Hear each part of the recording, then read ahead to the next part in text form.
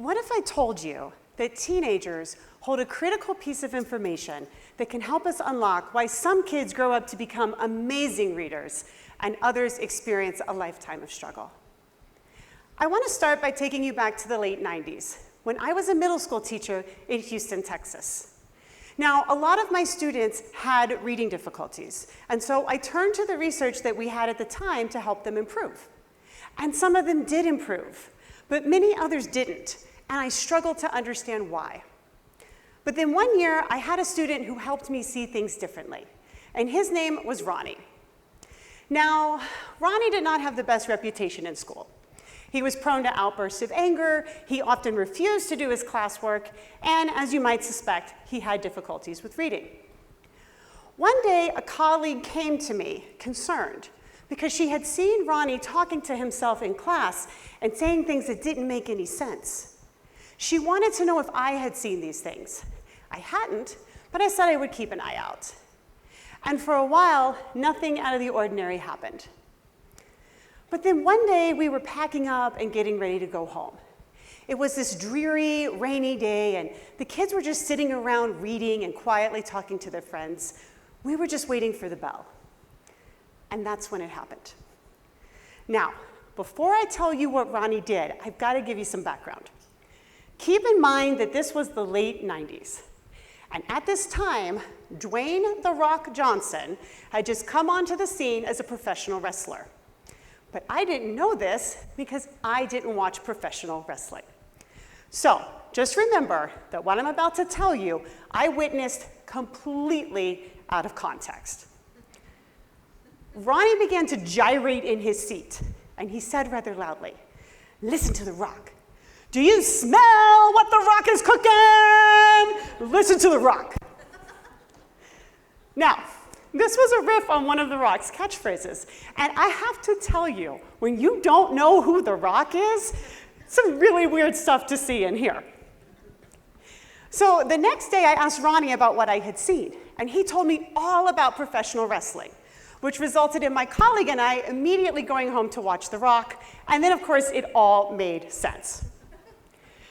Now, Ronnie was super excited that I had taken the time to learn about The Rock, and so he started to bring in all of his books and magazines on professional wrestling.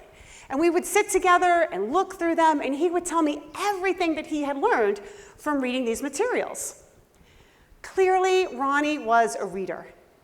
And I had to ask myself, what is it that we are not understanding about kids like Ronnie who have reading difficulties in school? Ronnie opened up a door for me, but it would be several more years before I would meet another middle school student who would provide me with a critical piece of information that would really help things click into place. And that student was Sarah. Now, I met Sarah as I was transitioning out of my career as a middle school teacher and into my role as a researcher who studied adolescents with reading difficulties. Sarah was a sixth grader in Mrs. O'Reilly's social studies class. Upon meeting her, she told me that she was the worst reader in Mrs. O'Reilly's class and quite possibly the entire sixth grade. But Sarah was lucky because Mrs. O'Reilly was committed to helping all of her students improve their reading abilities. And she regularly provided them with a lot of instruction on a number of reading skills and strategies. So I was curious as to how well Sarah understood this instruction and the extent to which she could apply it while reading. But when I tried to dig into this with her, she informed me that I was asking the wrong question. See, it wasn't about if she understood the instruction. Rather, it was about would she use the instruction. Sarah told me that she would never, ever use the instruction that Mrs. O'Reilly, or really any teacher, provided her with. And when I asked her why, she acknowledged that while this instruction could help her, there was a risk that using it would expose her reading difficulties to her peers and open her up for public ridicule. Sarah purposely enacted decisions that she knew prevented her from improving as a reader and that limited her ability to learn what was being taught in school. She was ashamed of her reading difficulties, and she believed that her weaknesses needed to be hidden at all costs. And I'll tell you this, she is not the only teenager who thinks like that. In fact, her perspective and her decisions are pretty common.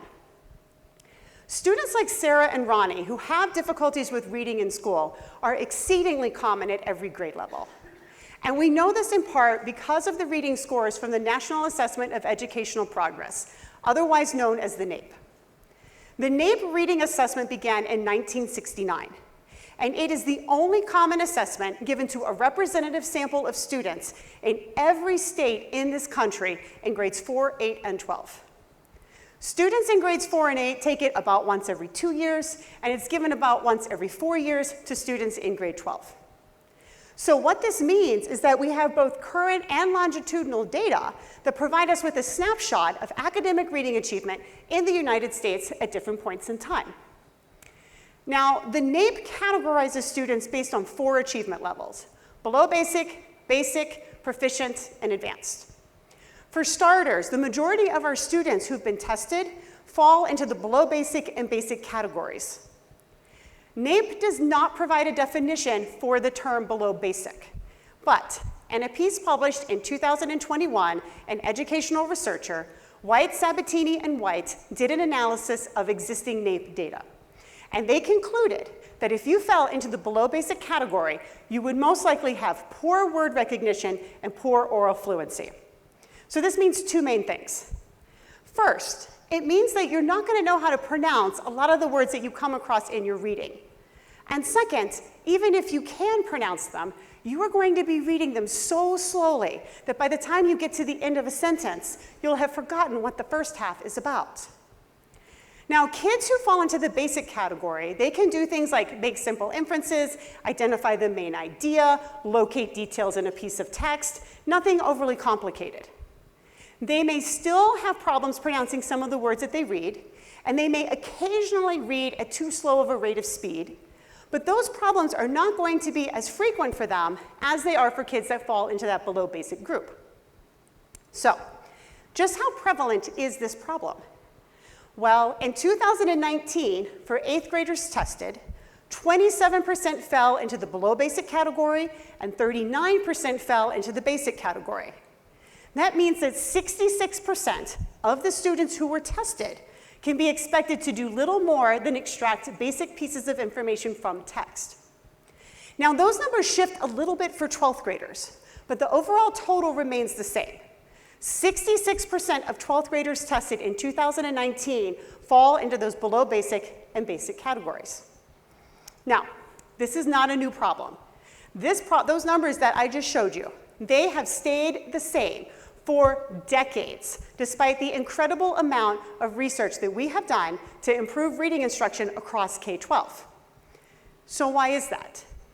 Well, when I took a look at the research, one of the things that I noticed was that we were leaving out the perspective of what it means to be a student, and specifically a teenager, who has reading difficulties in school.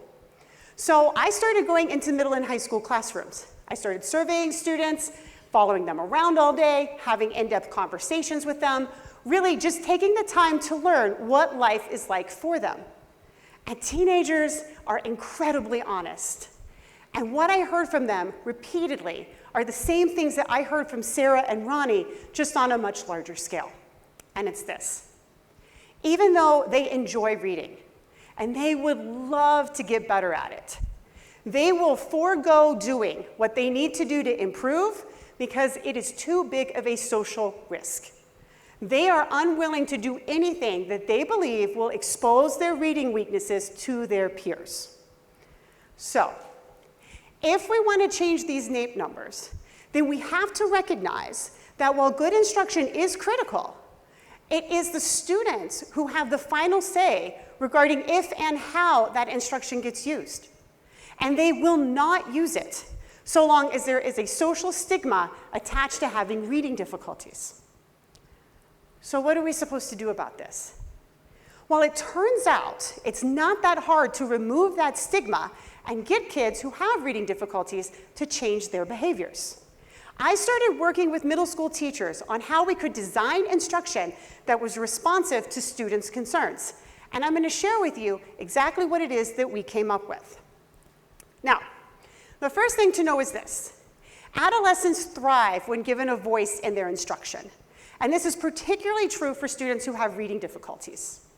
What this requires is a shift in how we engage students in their instruction. Rather than do things to them, we have to start doing things with them. We have to partner with them. So, in collaboration with Ms. Winters and her 8th grade English class, we designed and tested the reading partnership approach. And we spent an entire year carefully testing and tweaking and refining the different components of this model. And I'm going to tell you exactly what it is that we came up with. So first, Ms. Winters and I had open conversations with kids about their experiences with reading in school. And we acknowledged that for some of them, it had been rough. And we committed to changing that. But we committed to changing that with them. Second, we normalized the concept of struggle, and we stopped labeling kids as readers.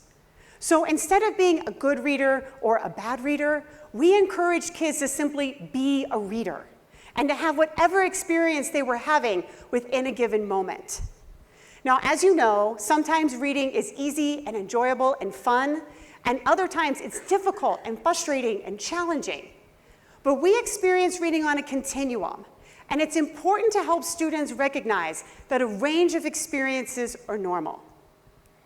Next, we asked students to set 2 to 3 goals for themselves for how they would like to improve as readers. And I'm going to share with you the 3 goals, the top 3 goals that Ms. Winters students came up for themselves. So, 41% wanted to increase their vocabulary knowledge. 53% said they wanted to improve their abilities to pronounce words. And 82% wanted to improve their overall reading level. Now, the key here is to just accept these goals, even if we think they should be something different. What we're doing is we're giving students power and control over how they improve as readers. Now, Ms. Winters, as the teacher, she's going to provide instruction that goes beyond these goals. But we want to make sure that some of the instruction that the students receive is directly connected to the goals that they have set for themselves. And once we know what those goals are, connecting goals to instruction is really easy for teachers to do, and I'll tell you why. It doesn't require teachers to overhaul their teaching. They do not have to learn a new curriculum. They do not need any new resources or materials. All they have to do is make verbal, explicit connections between the instruction that they're providing and what they're asking students to do. So, I'm going to share with you an example of how Ms. Winters does that. And before I share this quote with you, I want to give you a little bit of background on what this assignment was.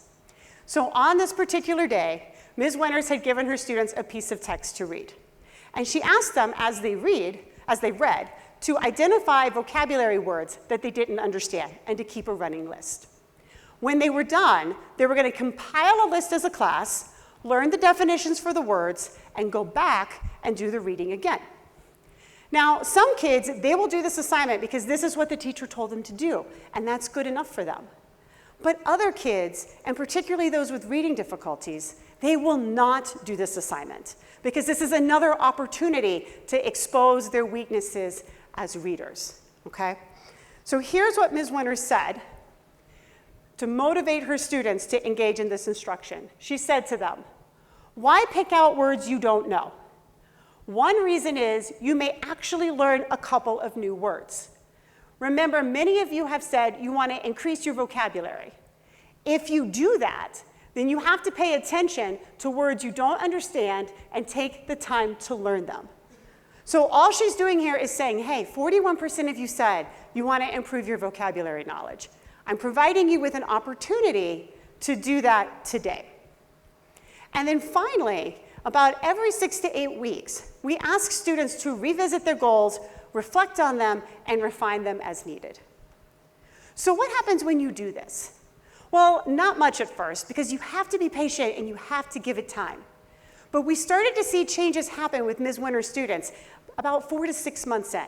And there were 2 big changes that happened with her class. So first, on average, her students made gains of approximately 2 years in their vocabulary knowledge and their reading comprehension abilities. Now, This does not mean that all of her kids were reading at or above grade level. And it does not mean that all of their reading difficulties went away. But it does mean that they all made improvements. They all got better. Second, participation changed for kids who saw themselves and were considered to be poor readers.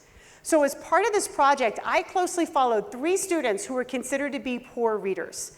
And between the fall and the spring, their participation, on average, increased by 35%. They started doing things like asking questions about what they were reading, participating in discussions, using the instruction that Ms. Wenners was providing them with. So this is really, really good, because we've got evidence that suggests that this approach will help kids become better readers. But we've also got some initial data that suggests it will change participation for kids who are considered to be poor readers in ways that will allow them to grow. Way back at the beginning of my career, when Sarah told me that she would never use the instruction that her teachers provided her with, I felt like everything I knew about how to help kids improve as readers was called into question. But I decided at that moment to let go of what I thought was right and just listen. The Buddhist nun Pema Chodron has said, "The truth you believe and cling to makes you unavailable to hear anything new." If we ask, students will tell us what's getting in their way. They will also tell us what they need and what we can do to help them achieve their goals. All we have to do is listen and be committed to working together with them to make those changes. Thank you.